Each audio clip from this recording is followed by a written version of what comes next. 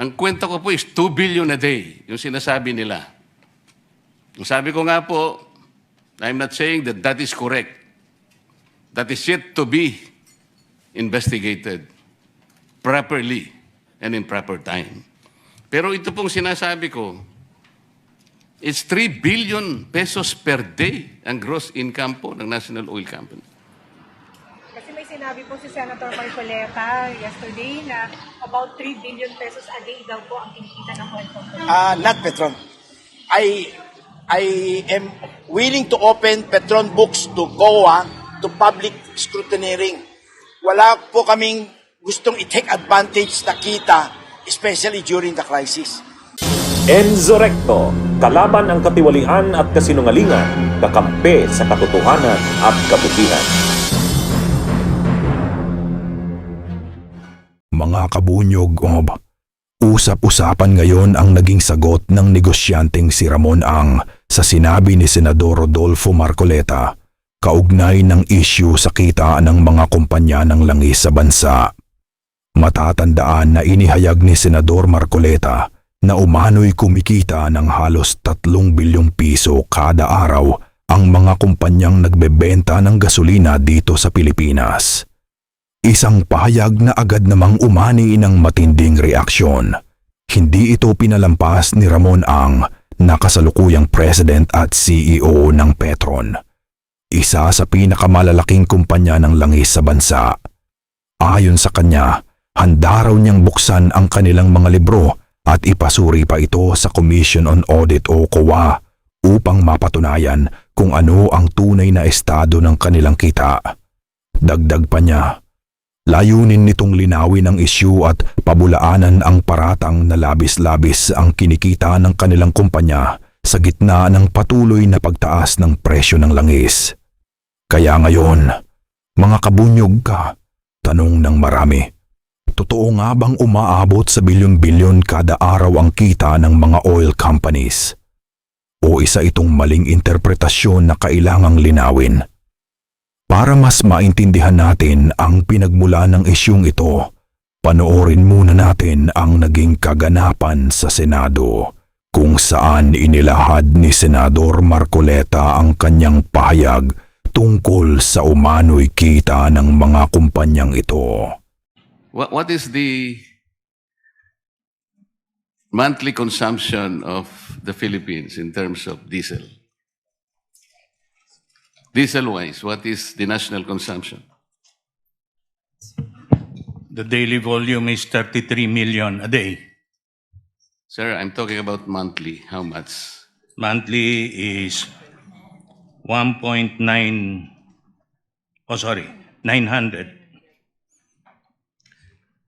Metric tons or barrels or what? million liters. 996,348,000 liters. That's correct. Tama po. Yes, sir. Yes. So, halimbawa, pag-usapan po natin yung diesel. Sabi po ng President, before the war broke out, we had 50 to 60 days of supply. Tama po.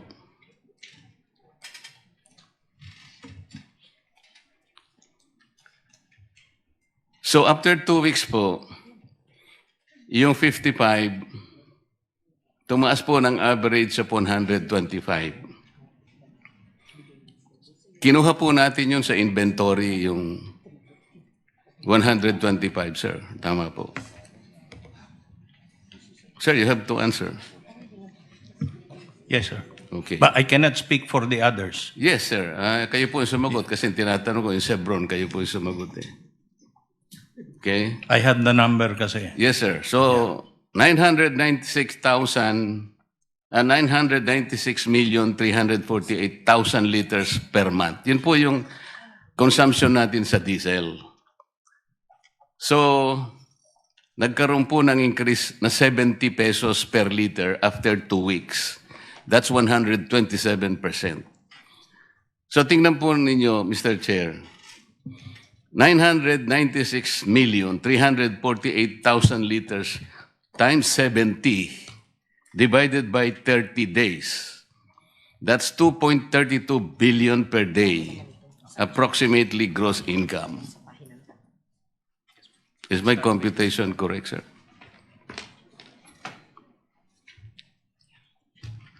Ulitin ko po, 996,348,000 liters times 70, ito po yung increase, divided by 30,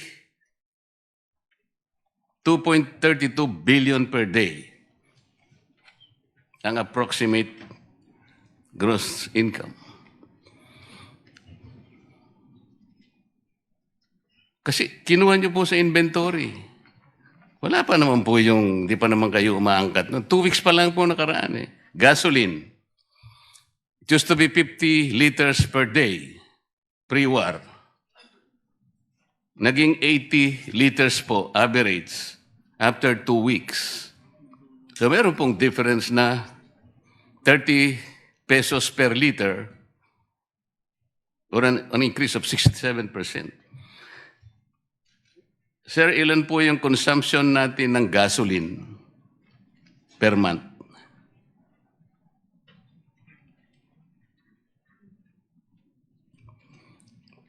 Four 4,521,000 barrels or 714,318,000 liters.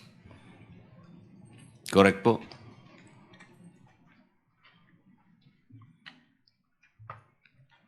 Can I get a confirmation? Anybody from? Welcome. Anyone from the from DOE or from our from These the figures were stakeholders? supplied to me by a friend from the oil companies. I think DOE will be the more appropriate resource person to shed light on this matter. Mr. Chair, as confirmed kanina, yung diesel is around 32.5 million liters per day. More or less 33 Then, nasold million. na natin yun, the gas- 996,348,000. Yeah, So gasoline. yung gasoline na lang. Gasoline is around 23.3 million liters per day. Or 714,318,000 liters. Tama po. The 23.3 million is already in liters, Mr. Chair. Daily. Kaya nga, times 30, ilan?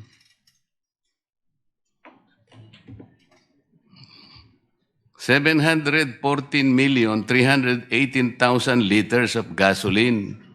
Tama po. That's correct. Around Oh, 600. yan. Ito po, ganito. 714,318,000 liters of gasoline times 30 days. That is 714 million per day. Approximate gross income. So pag pinagsama po natin itong dalawa lamang, Mr. Chair, per day po ito sa diesel po, 2,324,812,000 plus 714,318,000. Ang gross income po per day is 3,039,130,000 per day. 3 billion, Mr. Chair. Kinuha po ninyo sa inventaryo ninyo ito. 2 weeks pa lang ang nakakaraan. Alam po ninyo, Mr. Chair, I have to apologize for making this comparison. Yung 18 Marines po, yung kanilang mga dineliver na mga maleta, kinumpute ko rin po Despite the logistical nightmare scenario that was peddled to the public, ganito po yun Approximately, they were delivering 2 billion pesos per day. Based on 33 months times 4 weeks. Average po ng about 42.5 maletas, averaging 40 million each maleta. Ito pong gross income na kinocompute ko, Mr. Chair. Mas mataas pa po doon sa maleta na dinala po ng 18 Marines.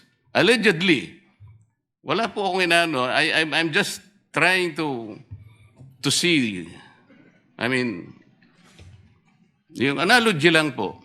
Wala po akong pakialam kung totoo o hindi totoo yung sinasabi po doon sa sworn statement. That has yet to be investigated properly. Ang kwento ko po is 2 billion a day, yung sinasabi nila. Yung sabi ko nga po, I'm not saying that that is correct. That is yet to be investigated properly and in proper time. Pero ito pong sinasabi ko, it's 3 billion pesos per day ang gross income po ng National Oil Company. At ngayon, mga kabunyog, pakinggan naman natin ang naging sagot ni Ramon Ang sa isyong ito. Hindi, ibig sabihin ganito. Minsan, kahit na mas mataas yung pagkabili namin, kung yung market mababa, hindi bali na, sa sakripisyo na namin, bibili na namin yung mas mahal na crude. So, lilit yung income. Para lang siguradong hindi tayo ma-run out of crude oil, ganon. How about rollbacks? Ang presyo based on replacement value every day. So ngayon, kung tingin nyo, ibebenta mo at a loss, we can do that. Everybody can do that. Pero until when? After 1 month o after 2 weeks, bankrupt lahat ng oil company? Pwede rin yun kung yun ang tingin nyo mas mabuti.